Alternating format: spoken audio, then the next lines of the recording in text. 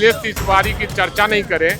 वो तो बयानों में बने रहने की अपनी बात करते रहते हैं। जो नौजवानों का आंदोलन है, अपने भविष्य की चिंता लोगों को होने लगी है और सरकार से अपना हक मांगने को तैयार है। उन पर गोलियां चली गई, यहाँ तक कि AK-47 से गोलियां चली गई और 3 लोग घायल हुए।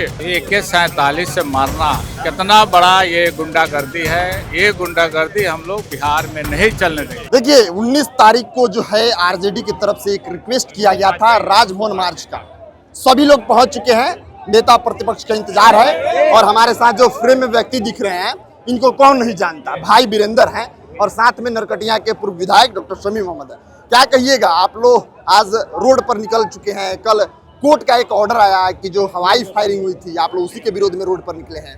वही नहीं है, JNG और छात्रों का जो आंदोलन है, जो नौजवानों का आंदोलन है, अपने भविष्य की चिंता लोगों को होने लगी है और सरकार से अपना हक मांगने को तैयार है।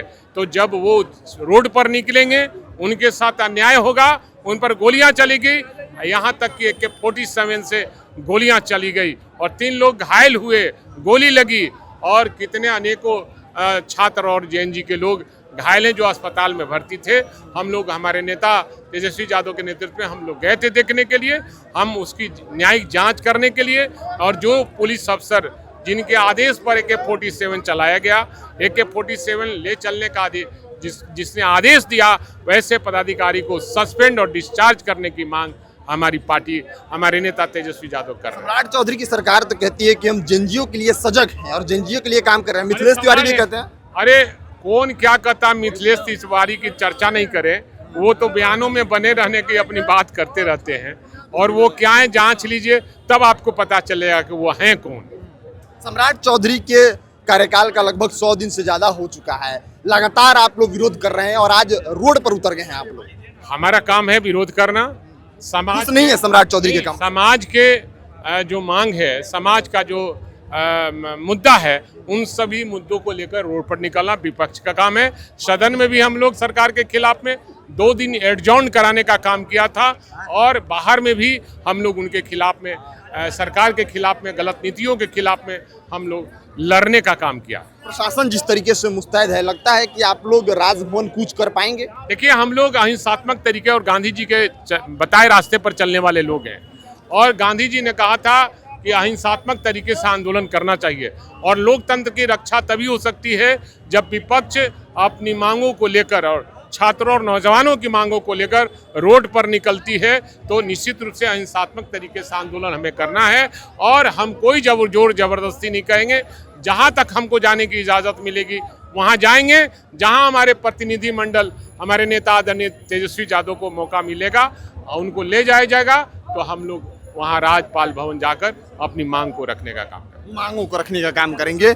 डॉक्टर शमीम है, नरकटिया के पूर्व विधायक, क्या कहेंगे आप लोग आज कूच करने के लिए मोतिहारी से यहाँ पहुँच चुके हैं। सरकार काम नहीं कर रही है कि विपक्ष को रोड पर उतरना पड़ रहा है। सबसे बड़ी बात है कि हमारे नेता माननीय तेजस्वी प्रसाद यादव जी ने यह आह्वान किया है कि बच्चों के भविष्य का हम चिंता करते हैं, इनके खिलवाड़ नहीं हो सकते। और जिस तरह से सिवान में AK-47 चलाया गया बच्चों पे, ये बहुत ही दुखदाई है।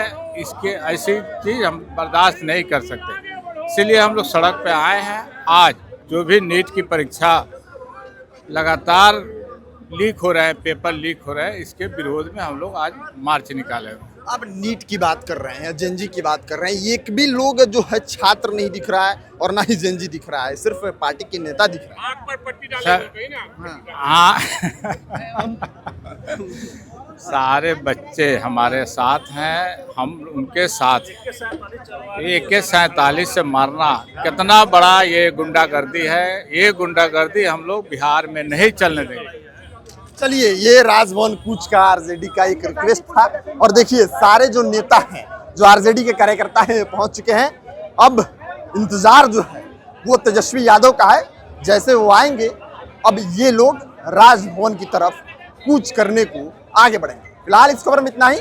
हम आपको लगातार एक एक पल की अपडेट दिखा रहे हैं। आप बने रहिए खबर पॉइंट के साथ। मैं शुभम उपाध्याय, बहुत बहुत धन्यवाद।